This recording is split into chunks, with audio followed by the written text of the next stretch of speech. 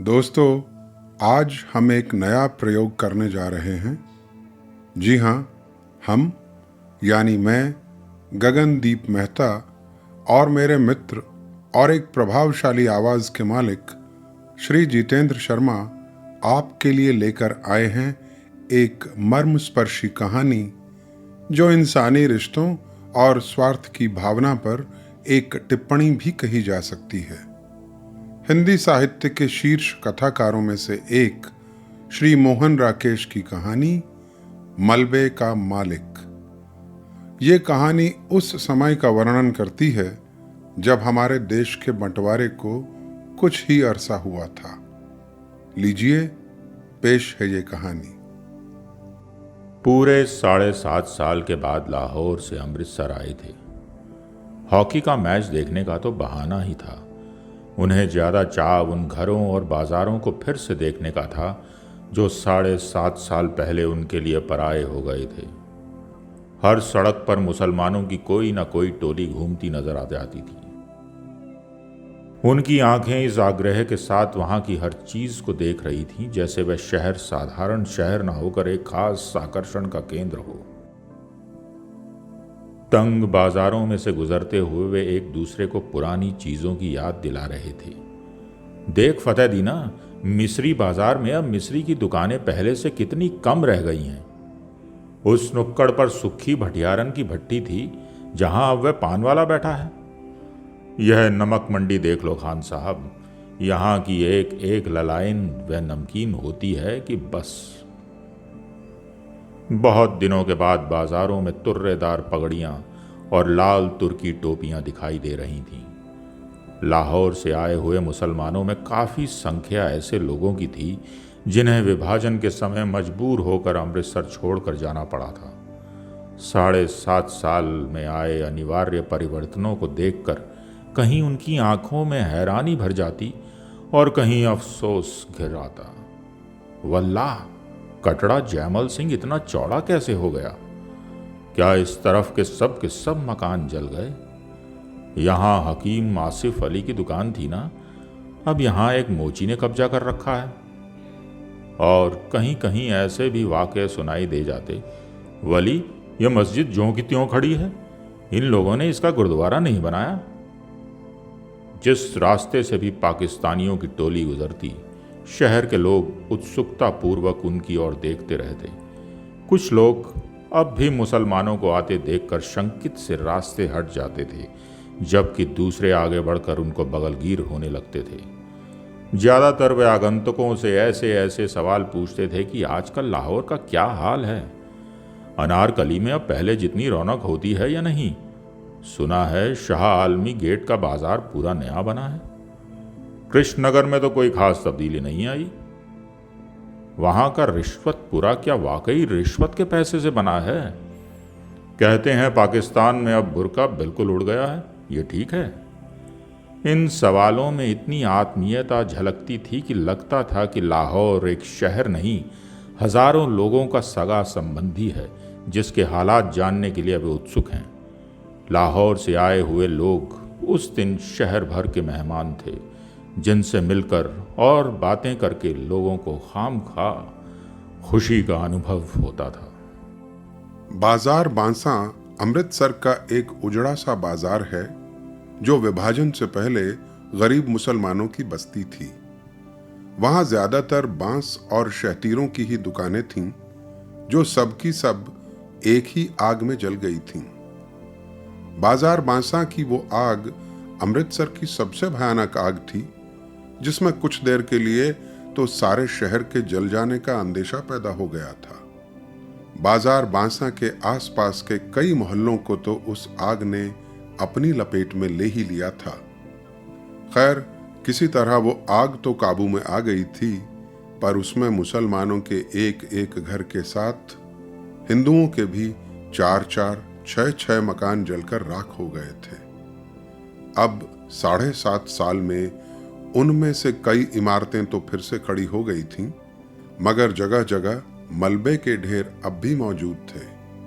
नई इमारतों के बीच बीच वो मलबे के ढेर एक अजीब ही माहौल पेश करते थे। बाजार बांसा में उस दिन भी चहल पहल नहीं थी, क्योंकि उस बाजार के रहने वाले ज्यादातर बाशिंदे तो अपने मकानों के साथ ही शहीद हो गए थे, और जो बचकर चले गए उनमें से शायद किसी में भी लौटकर आने की हिम्मत नहीं रही थी। सिर्फ एक दुबला पतला बुढ़ा मुसलमान ही उस दिन लाहौर से उस वीरान बाजार में आया और वहां की नई और जली हुई इमारतों को देखकर जैसे भूल भुलैया में पड़ गया। बाईं तरफ जाने वाली गली के पास पहुंचकर उसके कदम अंदर मुड़ने को हुए, मगर फिर वो हिचकिचाकर वहां बाहर ही खड़ा रह गया, जैसे उसे विश्वास नहीं हुआ कि ये वही गली है जिसमें वो जाना चाहता है। गली में एक तरफ कुछ बच्चे कीड़ी कीड़ा खेल रहे थे और कुछ फासले पर दो औरतें ऊंची आवाज में चीखती हुई एक दूसरे को गालियां दे रही थीं। सब कुछ बदल गया, मगर बोलियां नहीं बदली।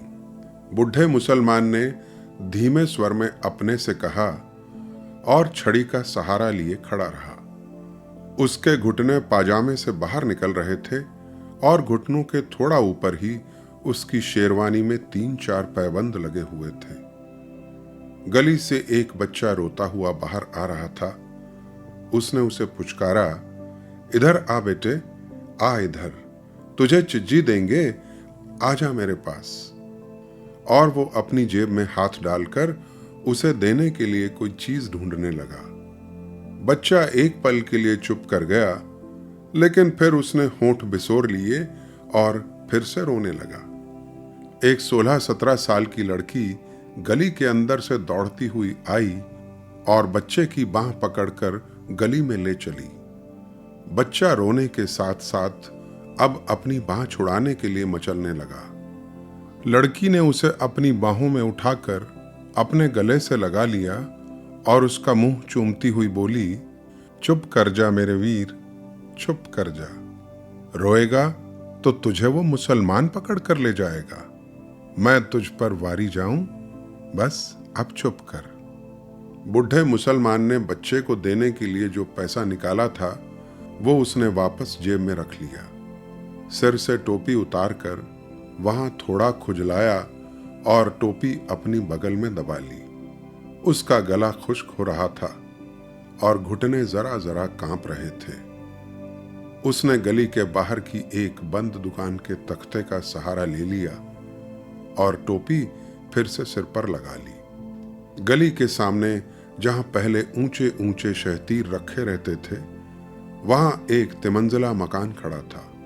सामने बिजली की तार पर 2 मोटी मोटी चीलें बिल्कुल जड़ होकर बैठी थीं। बिजली के खंबे के पास थोड़ी धूप थी।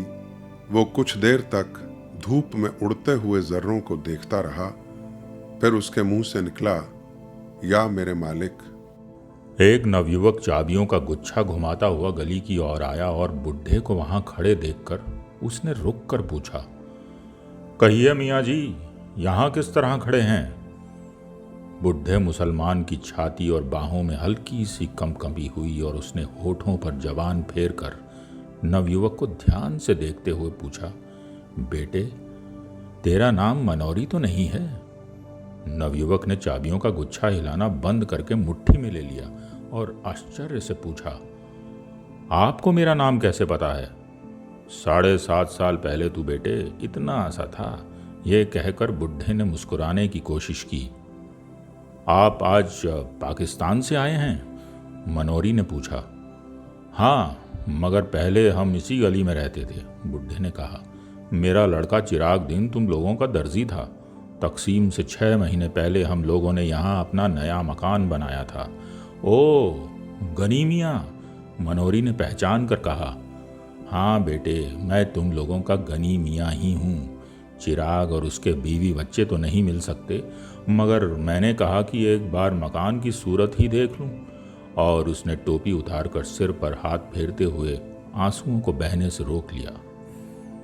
आप तो शायद काफी पहले ही यहां से चले गए थे, मनोरी ने स्वर में संवेदना लाकर कहा। हाँ बेटे, मेरी बदबख्ती थी कि पहले अकेला निकल कर चला गया। यहाँ रहता तो उनके साथ मैं भी। और कहते कहते उसे एहसास हो आया कि उसे ऐसी बातें नहीं कहनी चाहिए। उसने बात मुंह में रोक ली, मगर आंख में आए हुए आंसुओं को बह जाने दिया। छोड़िए गनी साहब, अब बीती बातों को सोचने में क्या रखा है। मनोरी ने गनी की बाह पकड़कर कहा, आइए आपको आपका घर दिखा दूं। गली में खबर इस रूप में फैली थी कि गली के बाहर एक मुसलमान खड़ा है जो रामदासी के लड़के को उठाने जा रहा था। उसकी बहन उसे पकड़कर घसीट लाई, नहीं तो वह मुसलमान उसे ले गया होता। ये खबर पाते ही जो स्त्रियां गली में पीढ़े बिछाकर बैठी थीं, वे अपने अपने पीढ़े उठाकर घरों के अंदर चली गईं। गली में खेलते हुए बच्चों को भी उन स्त्रियों ने पुकार पुकार कर घरों में बुला लिया। मनोरी जब गनी को लेकर गली में आया तो गली में एक फेरी वाला रह गया था। यह कुएं के साथ उगे हुए पीपल के नीचे रखा पहलवान बिखर कर सोया दिखाई दे रहा था।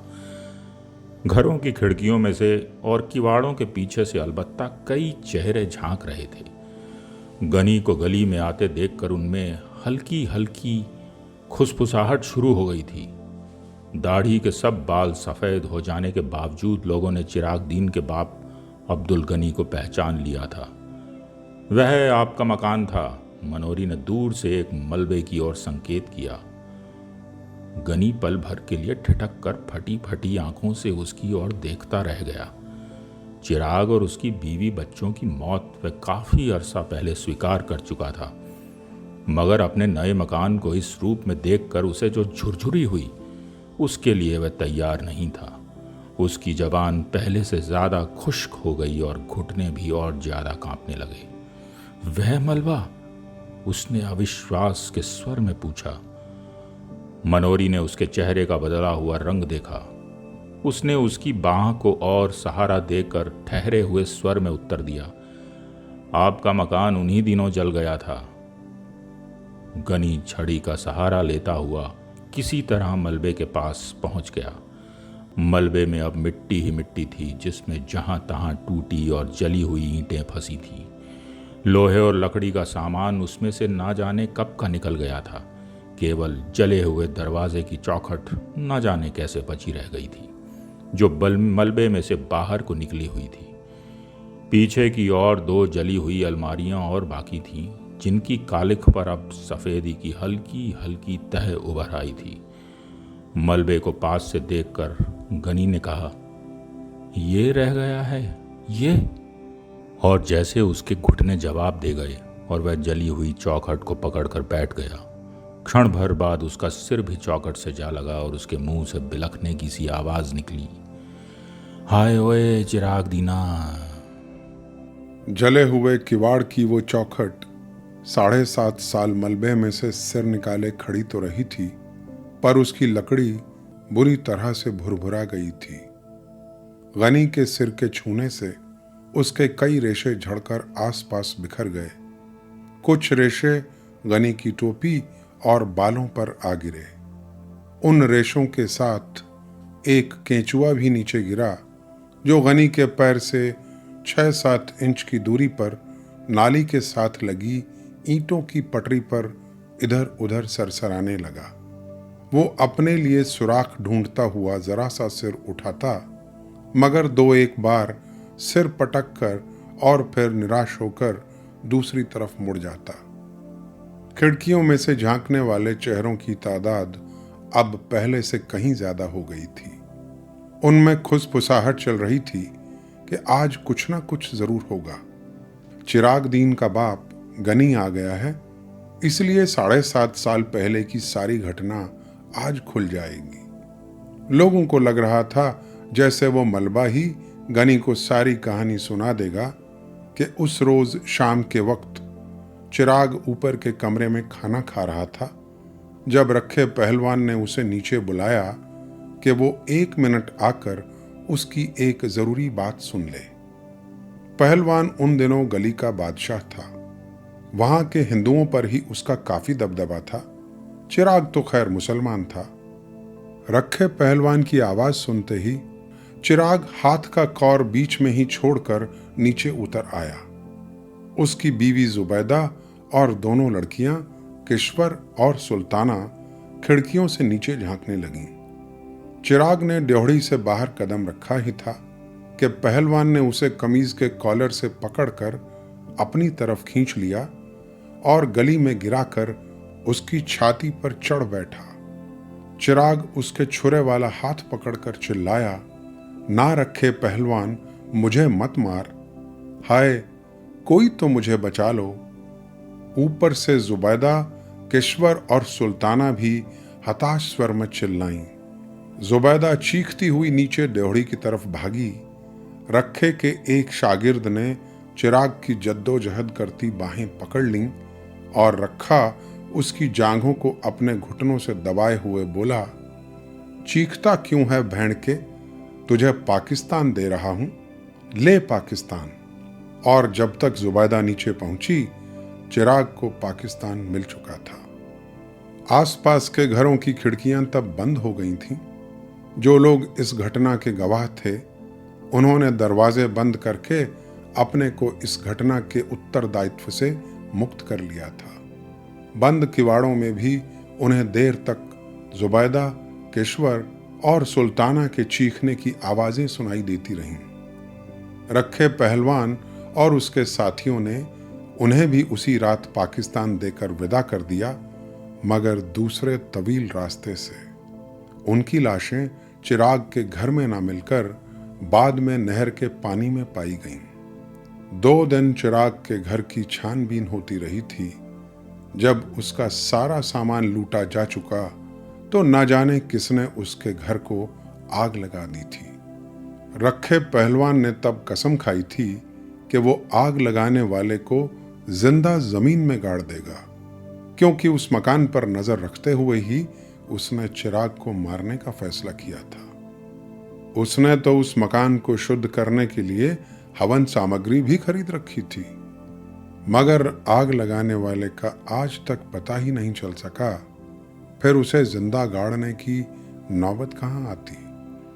अब 7.5 साल से रखा पहलवान उस मलबे को अपनी जायदाद समझता आ रहा था, जहां पर ना तो वो किसी को गाय भैंस बांधने देता और ना ही खोमचा लगाने देता था। उस मलबे से बिना उसकी इजाजत के कोई एक ईंट भी नहीं निकाल सकता था। आज लोग उम्मीद कर रहे थे कि ये सारी कहानी जरूर किसी न किसी तरह गनी के कानों तक पहुंच जाएगी, जैसे मलबे को देखकर उसे अपने आप ही सारी घटना का पता चल जाएगा। और उधर गनी मलबे की मिट्टी को नाखूनों से खोद खोद कर अपने ऊपर डाल रहा था और दरवाजे की चौखट को अपनी बाहों में लिए हुए रो रहा था, बोल चिराग दीना, बोल, तू कहां चला गया ओए? ओ केशवर, ओ सुल्ताना, हाय मेरे बच्चे ओए, गनी को पीछे अकेला क्यों छोड़ दिया ओए? गनी यूं ही विलाप करता रहा और वहीं भुरभुरे किवाड़ से लकड़ी के रेशे झड़ते जा रहे थे। पीपल के नीचे सोए हुए रखे पहलवान को किसी ने जगा दिया या वह वैसे ही जाग गया। यह जानकर कि पाकिस्तान से अब्दुल गनी आया है और अपने मकान के मलबे पर बैठा है, उसके गले में थोड़ा झाग उठाया, जिससे उसे खांसी हो आई और उसने कुएं के फर्श पर थूक दिया। मलबे की ओर देखकर उसकी छाती से धौंकनी का सा स्वर निकला और उसका निचला ओंठ थोड़ा बाहर को फैलाया। गनी अपने मलबे पर बैठा है? उसके शागिर्द लच्छे पहलवान ने उसके पास आकर बैठते हुए कहा, मलबा उसका कैसे है? मलबा हमारा है। पहलवान ने झाग के कारण घरघराई हुई आवाज में कहा, मगर वह वहां पर बैठा है। लच्छे ने आंखों में रहस्यमय संकेत लाकर कहा, बैठा है, बैठा रहे, तू चिलम ला। उसकी टांगें थोड़ी फैल गईं और उसने अपनी नंगी जांघों पर हाथ फेरा। मनोरी ने अगर उसे कुछ बताया उताया तो? लच्छे ने चिलम भरने के लिए उठते हुए उसी रहस्यपूर्ण दृष्टि से देखकर कहा, अब मनोरी की शामत आई है। लच्छे चला गया। कुएं पर पीपल की कई पुरानी पत्तियां बिखरी थीं। रखा उन पत्तियों को उठा उठाकर हाथों में मसलता रहा। जब लच्छे ने चिलम के नीचे कपड़ा लगाकर उसके हाथ में दिया तो उसने कश खींचते हुए पूछा, और भी तो किसी से गनी की बात नहीं हुई? नहीं। ले। और उसने खांसते हुए चिलम लच्छे के हाथ में दे दी। लच्छे ने देखा कि मनौरी मलबे की तरफ से गनी की बाह पकड़े हुए आ रहा है। वह उकड़ू होकर चिलम के लंबे लंबे कश खींचने लगा। उसकी आंखें आधा क्षण रखे के चेहरे पर टिकती और आधा क्षण गनी की ओर लगी रहती। मनौरी गनी की बाह पकड़े हुए उससे एक कदम आगे चल रहा था, जैसे उसकी कोशिश हो कि गनी कुएं के पास से बिना रखे पहलवान को देखे ही निकल जाए। मगर रखा जिस तरह बिखर कर बैठा था, उससे गनी ने उसे दूर से ही देख लिया था। कुएं के पास पहुंचते ना पहुंचते उसकी दोनों बाहें फैल गईं और उसने कहा, रखे पहलवान। रखे ने गर्दन उठाकर और आंखें जरा छोटी करके उसे देखा। उसके गले में अस्पष्ट सी घरघराहट हुई, पर वह बोला कुछ नहीं। रखे पहलवान, मुझे पहचाना नहीं? गनी ने बाहें नीची करके कहा, मैं गनी हूं, अब्दुल गनी, चिराग दीन का बाप। पहलवान ने संदेहपूर्ण दृष्टि से उसका ऊपर से नीचे तक जायजा लिया। अब्दुल गनी की आंखों में उसे देखकर चमक आ गई थी। सफेद दाढ़ी के नीचे उसके चेहरे की झुर्रियां जरा फैल गई थीं। रखे का निचला होंठ फड़का, फिर उसकी छाती से भारी सा स्वर निकला, सुना गनिया। गनी की बाहें फिर फैलने को हुई, परंतु पहलवान पर कोई प्रतिक्रिया न देखकर उसी तरह रह गई। वह पीपल के तने का सहारा लेकर कुएं की सिल पर बैठ गया। ऊपर खिड़कियों में खुसफुसाहट तेज हो गई कि अब दोनों आमने सामने आ गए हैं तो बात जरूर खुलेगी। फिर हो सकता है दोनों में गाली गलौज भी हो। अब रखा गनी को कुछ नहीं कह सकता। अब वो दिन नहीं रहे। बड़ा मलबे का मालिक बनता था। असल में मलबा ना इसका है ना गनी का। मलबा तो सरकार की मिल्कियत है। किसी को गाय का खूंटा नहीं लगने देता। मनोरी भी डरपोक है। उसने गनी को बताया क्यों नहीं कि रखे ने ही चिराग और उसके बीवी बच्चों को मारा है। रखा आदमी नहीं, सांड है। दिन भर सांड की तरह गली में घूमता है। गनी बेचारा कितना दुबला हो गया है। दाढ़ी के सारे बाल सफेद हो गए हैं। गनी ने कुएं की सिल पर बैठकर कहा, देख रखे पहलवान, क्या से क्या रह गया। भरा पूरा घर छोड़कर गया था और आज यहां मिट्टी देखने आया हूं। बसे हुए घर की यही निशानी रह गई है। तू सच पूछ रखे तो मेरा यह मिट्टी भी छोड़कर जाने को जी नहीं करता। और उसकी आंखें छलछला आईं। पहलवान ने अपनी फैली हुई टांगें समेट लीं और अंगोछा कुएं की मुंडेर से उठाकर कंधे पर डाल लिया। लच्छे ने चिलम उसकी तरफ बढ़ा दी और वो कश खींचने लगा। तू बता रखे, ये सब हुआ किस तरह? गनी किसी तरह अपने आंसू रोकता हुआ बोला, तुम लोग तो उसके पास थे। सब में भाई भाई की सी मोहब्बत थी। अगर वो चाहता तो तुम में से किसी के घर में नहीं छिप सकता था क्या? उसे इतनी भी समझ नहीं आई? ऐसा ही है। रखे के मुंह से बस इतना ही निकला। रखे को खुद लगा कि उसकी आवाज में एक अजीब सी गूंज है। उसके होंठ गाढ़े लार से चिपक गए थे। उसकी मूंछों के नीचे से पसीना उसके होठों पर आ रहा था। उसके माथे पर किसी चीज का दबाव पड़ रहा था और उसकी रीढ़ की हड्डी सहारा मांग रही थी। पाकिस्तान का क्या हाल है? उसने वैसे ही स्वर में पूछा। उसके गले की नसों में खिंचाव आ गया था। उसने अंगोछे से अपनी बगलों का पसीना पोंछा और गले का झाग मुंह में खींच खींच कर गली में थूक दिया। मैं क्या हाल बताऊं रखे? गनी दोनों हाथों से छड़ी पर जोर देकर झुकता हुआ बोला। मेरा हाल पूछे तो वो मेरा खुदा ही जानता है। मेरा चिराग साथ होता तो और बात थी। रखे, मैंने उसे कितना समझाया था कि मेरे साथ चला चल, मगर वो जिद पर अड़ा रहा कि नया मकान छोड़कर कैसे जाऊं। ये अपनी गली है, यहां कोई खतरा नहीं है। भोले कबूतर ने यह नहीं सोचा कि गली में खतरा ना सही, बाहर से तो खतरा आ सकता है। मकान की रखवाली के लिए चारों जनों ने अपनी जान दे दी। रखे, उसे तेरा बहुत भरोसा था। कहता था कि रखे के रहते मेरा कोई कुछ नहीं बिगाड़ सकता, मगर जब जान पर ही बनाई तो रखे के रोके भी ना रुकी। रखे ने सीधा होने की कोशिश की, क्योंकि उसकी रीढ़ की हड्डी बहुत दर्द कर रही थी।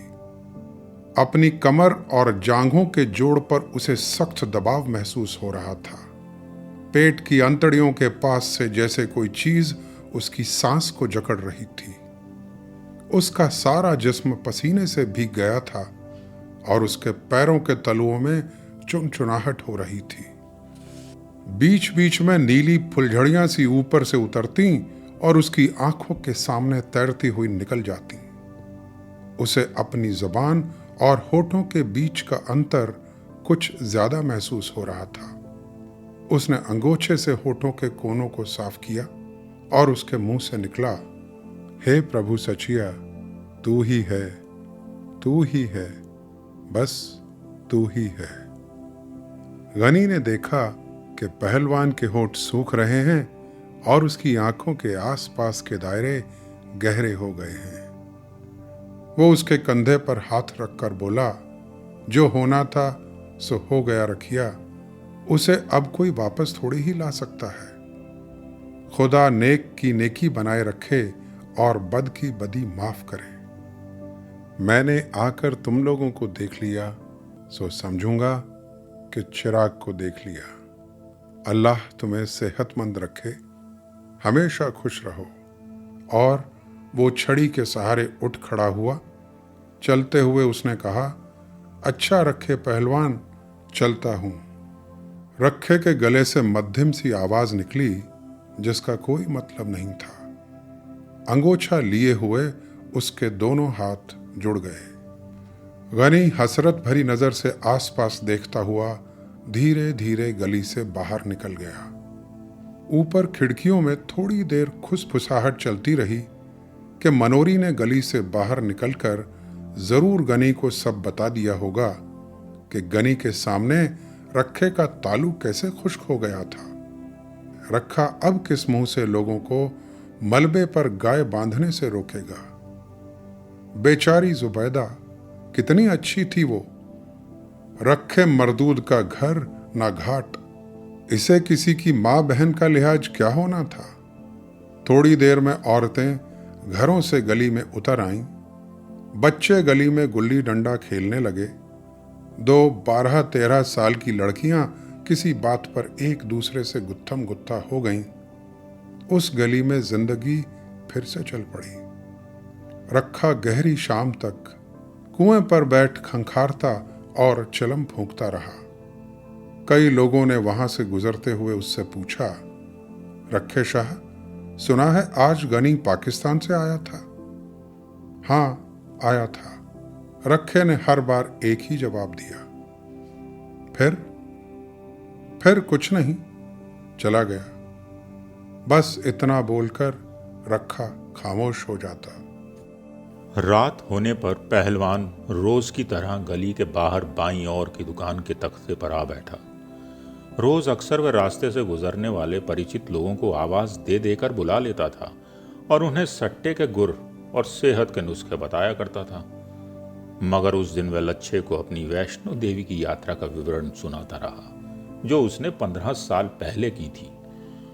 लच्छे को विदा करके वह गली में आया तो मलबे के पास लोकू पंडित की भैंस को खड़ी देखकर वह रोज की आदत के मुताबिक उसे धक्के दे देकर हटाने लगा और भैंस को हटाकर वह सुस्ताने के लिए मलबे की चौखट पर बैठ गया। गली उस समय बिल्कुल सुनसान थी। कमेटी की कोई बत्ती ना होने से वहां शाम से ही अंधेरा हो जाता था। मलबे के नीचे नाली का पानी हल्की आवाज करता हुआ बह रहा था। रात की खामोशी के साथ मिली हुई कई तरह की हल्की हल्की आवाजें मलबे की मिट्टी में से निकल रही थीं। एक भटका हुआ कौवा ना जाने कहां से उड़कर कड़ी की चौखट पर आ बैठा। उससे लकड़ी के रेशे इधर उधर छितरा गए। कौवे के वहां बैठते ना बैठते मलबे के एक कोने में लेटा हुआ कुत्ता गुर्रा कर उठा और जोर जोर से भौंकने लगा। कौवा कुछ देर सहमा सा चौखट पर बैठा रहा। फिर वह पंख फड़फड़ाता हुआ उड़कर कुएं के पीपल पर चला गया। कौवे के उड़ जाने पर कुत्ता और नीचे उतर आया और पहलवान की ओर मुंह करके भौंकने लगा। पहलवान उसे हटाने के लिए भारी आवाज में बोला, दुर दुर दुर दुर, मगर कुत्ता और पास आकर भौंकने लगा। पहलवान ने एक ढेला उठाकर कुत्ते की ओर फेंका। कुत्ता थोड़ा पीछे हट गया पर उसका भौंकना बंद नहीं हुआ। पहलवान मुंह ही मुंह में कुत्ते की मां को गाली देकर वहां से उठ खड़ा हुआ और धीरे धीरे जाकर कुएं की सिल पर लेट गया। पहलवान के वहां से हटने पर कुत्ता गली में उतर आया और कुएं की ओर मुंह करके भौंकने लगा। काफी देर भौंक कर जब गली में उसे कोई प्राणी चलता फिरता दिखाई नहीं दिया तो वह एक बार कान झटक कर मलबे पर लौट आया और वहां कोने में बैठकर गुर्राने लगा। तो दोस्तों, ये थी कहानी मलबे का मालिक।